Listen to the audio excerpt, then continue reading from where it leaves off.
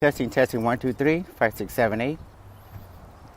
Okay, let's see if we can actually record. I had a technical issue earlier. I don't know if it's going to work, but we'll see. Anyway, I'm doing my typical 5-mile walk, and we just came off of wrapping up our 24-hour fast on Sunday. So today being Monday, we try to eat as much as possible to sort of make up for the calories burned up.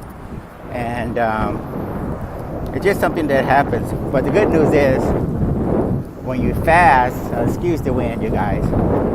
When you fast, you typically deplete or eliminate as much of the toxins and the poisons, and some may say you get a spiritual connection, and some may say, for religious purposes, but my objective, our objective, me and my wife, we're basically looking at health implications. We like the idea that eating round the clock, pretty much, or 3-4 meals a day and all that, is not natural. It's not where we evolved from at all, and that your body works more efficiently when your fat cells are forced to not only burn up, but the toxins and the poisons and the pollutants. When you get all of that out of your system, that makes a big difference. So, and you only do that when you actually stop eating. So that's one big bonus that you guys may want to look at when you're fasting.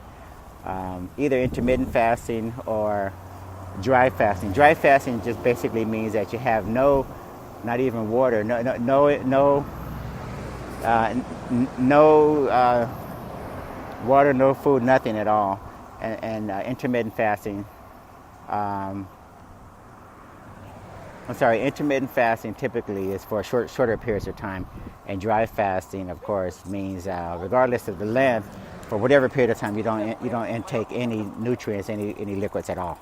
So you may want to take advantage of intermittent fasting first, get used to that, and then check out dry fasting. Anyway, let's get into today's topic, because we got a lot of wind, and I'm trying to find an area in my park where I walk at to where it's not so windy. Anyway, the topic of today is we're going to compare and contrast the traditional economy with the Bitcoin economy. A lot of times, traditional analysts in the traditional space, what they do is they take a look at, basically they focus on what's going on in the traditional markets, and they don't touch upon how the cryptocurrency space is impacted or is impacting the traditional economies of the world. That includes Germany, China, United States, Russia, whatever. And the same goes for what's happening in the Bitcoin space. When we hear people talk about what's going on in the Bitcoin space and the Bitcoin economy and all that, they don't typically take a look at the big picture as far as how we may be impacting the traditional economies. In other words, does Bitcoin have any influence at all in the way we bank, the way we handle money in the traditional economy, the way people store value, the way people transact? Is there any impact at all, or any influence from the Bitcoin space as far as how it impacts the traditional economies? So, having said all that, let's take a look at where we are and what may or may not be a correlation between either one of these economies. I'm finding that in the traditional economies, for instance, we're taking a look at a slowing global growth or global growth or world growth seems to be slowing down significantly. For instance, in Germany, there's a 10-year bond. In Germany call it bond, B-U-N-D. The 10-year bond is yielding 0.04%, which is pretty pathetic. Now you want to ask yourself, okay, why are investors so pessimistic in terms of what's going on in Germany or Europe overall, to the point where they um, they have to basically pay the Bundesbank, Germany's central bank, to keep their money. Typically, you want to get paid for someone to take your money, but when you have to accept a negative yield, and I think it 22% or 22 of the markets overseas are actually, the economies overseas are actually yielding negative interest rates, which is terrible. And believe it or not, the only reason why we're not looking at negative interest rates in the United States is because our Federal Reserve is papering over or stalling or delaying, perhaps because the current administration is putting so much pressure on Jerome Powell to not only cease raising interest rates, but also to keep them lower as compared to raising them. See, typically you want to raise your interest rates so when things slow down, that's a toolkit that the Federal Reserve uses. That's one of their tools. They lower interest rates from a higher level, but if you never raise them at all, and Trump is doing everything imaginable to keep Jerome Powell and our Federal Reserve from raising them, then you can't lower them, right? Because they're already low. So anyway, central bankers are going to be hard pressed to figure out what to do in the event that we actually experience an economic slowdown. And most of the major banks and such in the United States, they do predict that there will be a time when we're going to be looking at a recession in the United States. I think we're in one already, if you ask me. But people are looking for some bells or whistles or some lights to go off or something that tells them that they're actually in a recession. But if you take a look at the credit markets, particularly credit card companies, put this,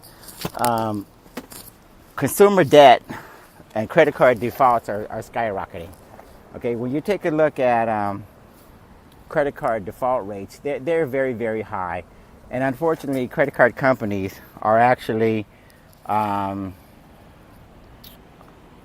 doing everything imaginable to market their credit card products to the people who least should have them.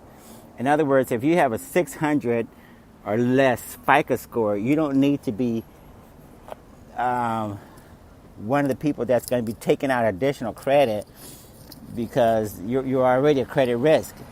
And that's actually the growth market for a lot of these credit card companies. They're looking at marketing to the lowest echelon of consumers, people who have bad credit.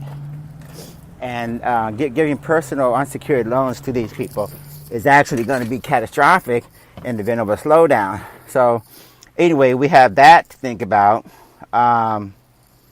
What else?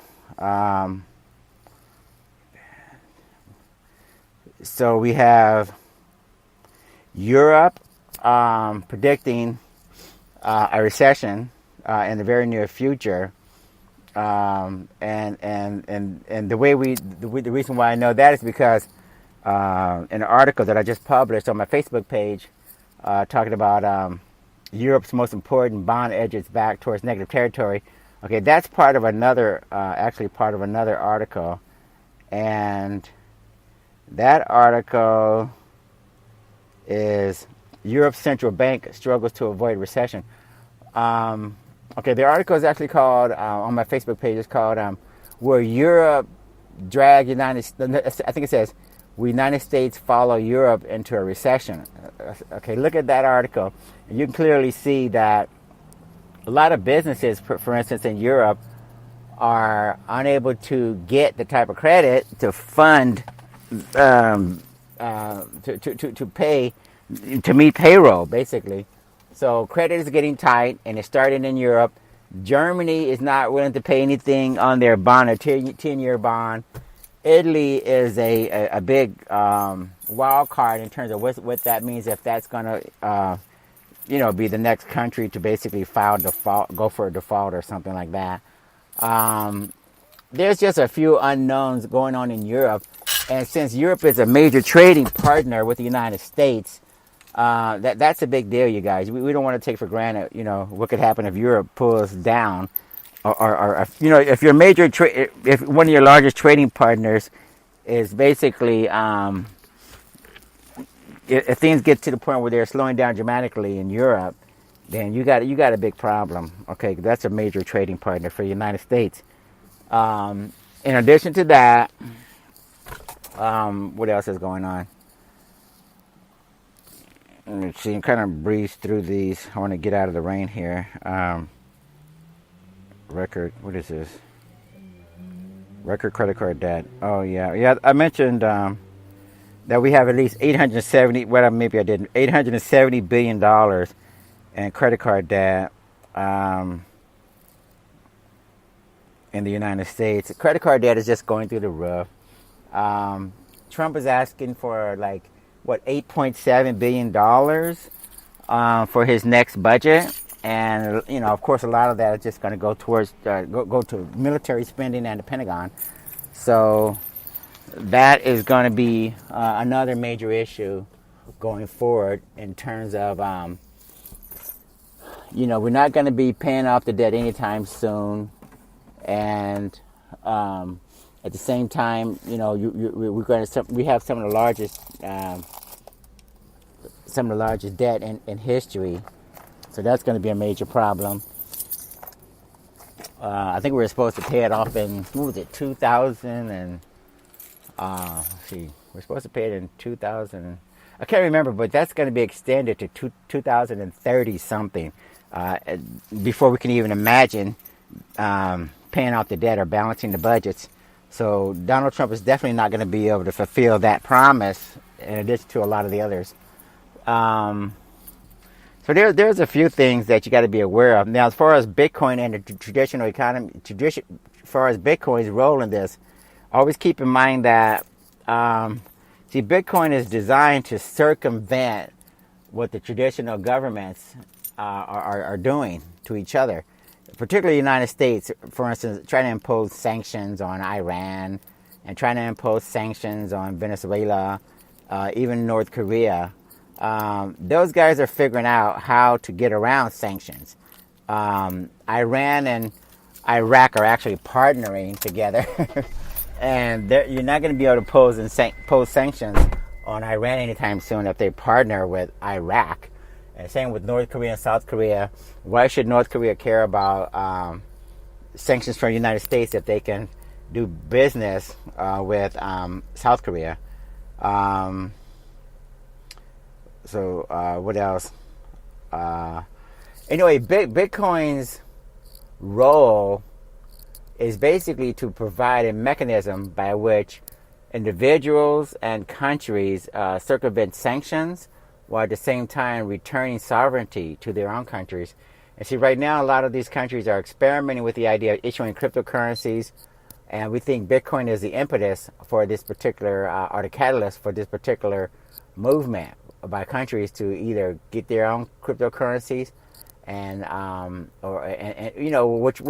which won't last very long, because people, once they find out about cryptocurrencies and advantages, they're not going to be caring so much about using Venezuela's crypto or Argentina's or whoever, right? Iran's cryptocurrency. Those aren't going to matter as much. So that'll just raise awareness. That's just PR or marketing for Bitcoin, basically. Especially when people start looking at the difference. The difference is always going to be, as you guys know, peer-to-peer, decentralized, censorship resistant, borderless. And no country wants to offer that to its citizens. So basically, Bitcoin is going to always retain those characteristics versus any country.